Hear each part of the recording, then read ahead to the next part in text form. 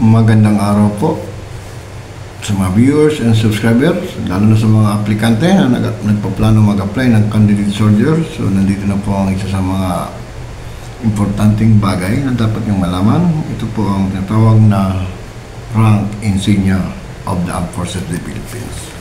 Pero bago po yan, ang history po niyan nung nag-founding ng Katipuneros, founded ng revolution na si Andres Bonifacio, meron na po tayong mga rank, kaya itong KA, yan po ay inano pa dito pa lang po yan, ranggo sa mga Katipuneros ng Spanish and Filipino War.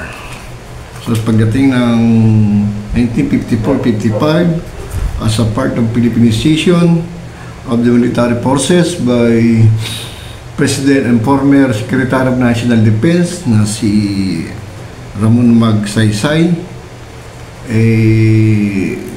notify uli yan para kasi US pattern po ang rank natin, ang rank insignia, pati po ang ating doctrine sa military at ang training. So proceed po tayo sa rank insignia. So unahin po natin ang officers. Ang Pilipinas po ay wala po tayong 5-star general. So ang sa atin po ay natawag na 4-star general. Yan po ay ibigay sa Chief of Staff Armed Forces of the Philippines. Then ang sunod sa kanya ay 3-star general. Yan po tinatawag na Lieutenant General. Yan po yung mga area commander, excuse me. Yan po ang mga branch of service commander. Army, Navy, Air Force, yan po. Then, Major General, ang 2-star, yan po ang mga division commander. Ang sunod sa kanya, ang Brigadier General or 1-star, yan po yung mga sa brigade commander. Then, sumunod, ang 3 bulaklak ang nakalagay dito. Yan po ang tinatawag na full-fledged colonel. So, yan po yung mga brigade commander. Pag walang brigadier general. Tapos sumunod po sa kanya ang 2 bulaklak ang nakalagay dito na mayroong H. Yan po ang lieutenant colonel. So, datalang commander po designation yan. Then, sumunod ang isa na bulaklak lang na may H din, ganun din, is major. Ngayon, pupunta na po tayo sa company commander. Ang company commander po sa Army, ang the rank of captain. 3 bigs po yun na triangle na meron ding H. Yun po yung captain niya pong company commander. Ang executive officer niya, ang first lieutenant. 2 bigs po yun. Then, ang sumunod, ang platoon leader. Platoon leader niya ay ang second lieutenant. So, ang Air Force at ang Army ay pareho lang po. Nagkakaiba lang po sa branch of service, sa rango, sa mga officer. Ito po sa Philippine Navy. Ang 4-star general ng Philippine Army, equivalent po sa Philippine Navy, ang 4-star is Admiral. Ang Lieutenant General sa Army, equivalent po sa Philippine Navy, is Vice Admiral. Then, ang Major General is Philippine Navy Rear Admiral. So, ang Brigadier General is Commodore. So, yun po mga pagbabago. So, Captain, Commander, Lieutenant Commander, Lieutenant, then Senior Lieutenant, Junior grade, yun na po ang pinaka-second lieutenant. So, punta lang po tayo sa tinatawag na enlisted personnel rank insignia. Dati po hanggang master sergeant to private lang po yan. Pero ngayon, nadagdagan ng 2. So, another modification naman. Excuse me po.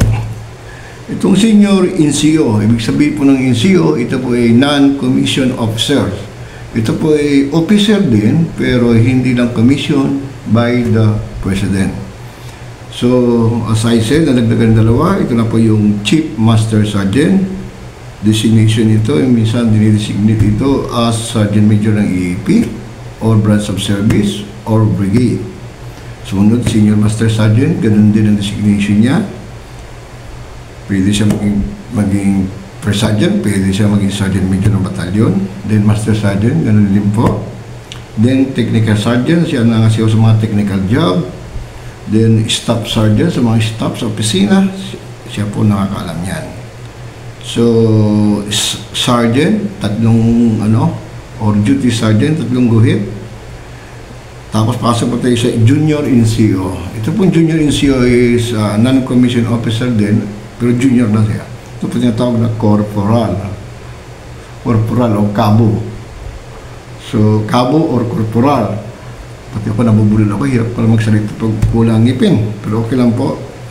So, sumunod sa kanya ay private first class. Ito yung almost 1 year na sa mahigit sa Phil pag private first class. Then private, yun po ang bago.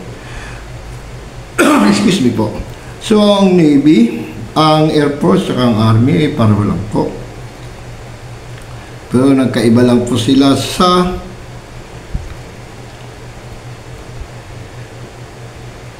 dito po sila nagkaiba sa corporal, sa cabo. Sa Air Force is Airman First Class. Ang private first class sa kanila is Airman Second Class. Yun po ang nagkaiba. Ito pong sa Marines ay ipapwesto ko na dyan mamaya. Ito pong sa Marines, ito po yung hindi branch of service. Ito po yung fighting unit ng Philippine Navy. Under Philippine Navy po ito.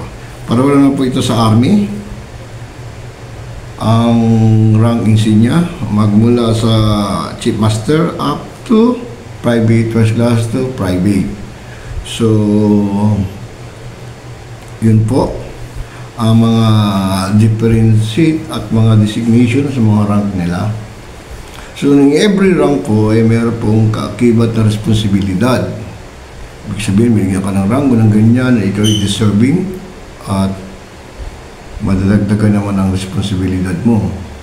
So, dapat gampanan natin ang binigay sa ating tungkulin at pangalagaan po natin ang ating mga rango binigay sa atin.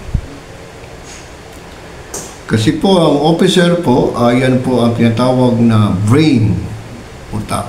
Kaya nandito po sa balikat nila, mga rango nila, ng mga officer, sila po ang kumukuha ng mga responsibilidad o pinapasa nila ang mga responsibilidad. Kami po ay nandito ang rango, sa balikat din, sa baba, shoulder.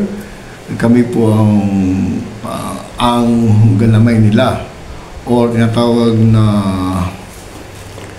backbone of the Army, ang enlisted personnel. Kung wala po kami, wala din ang mga officer, dahil kami po pinaka-backbone of the Army. Yung backbone po sa likod, backbone. Kung wala kami, dahil kami nagpapatibay ng isang organisasyon. So, nagpapasalamat po ako sa mga viewers natin. So, alam na i-share ko sa inyo ang aking kunting kalaman. O tayo ay nagpapasalamat sa Armed Forces of the Philippines. Kung hindi po sa kanila, hindi natin may pagpatuloy ang ating kapayapaan dahil sila sa almost ilang years sila nakapaglaban sa insurgency sa Pilipinas, pero nandun pa rin mga sakripisyo nila at hirap sa pakikibaka. Maraming salamat po. Thank you for the service, Armed Forces of the Philippines. Then maraming salamat din po sa inyong lahat. At sa bansang Pilipinas, mabuhay po ang bansa natin. Sana po ay laging matatag. At sa mga viewers ko, kung gusto niyo pong mas marami pa at maintindihan ninyo, pwede po kayong mag-search sa Wikipedia. So, idadrop ko ang link sa description ng Wikipedia para meron po kayong reference sa mga sinasabi ko sa inyo na puro po yan katotohanan. So, na-share ko na sa inyo ang knowledge ko, my experience, according to my experience sa field, kung ano yung mga function ng mga officer, then enlisted personnel. So, yung mga ranggo natin, dapat po ay mapakalagaan po natin at bigyan natin ng respeto ang binigay sa kanila na ranggo or insignia ng ating gobyerno. So, hanggang dito na po ang video ko. Hindi na po natin patatagalin.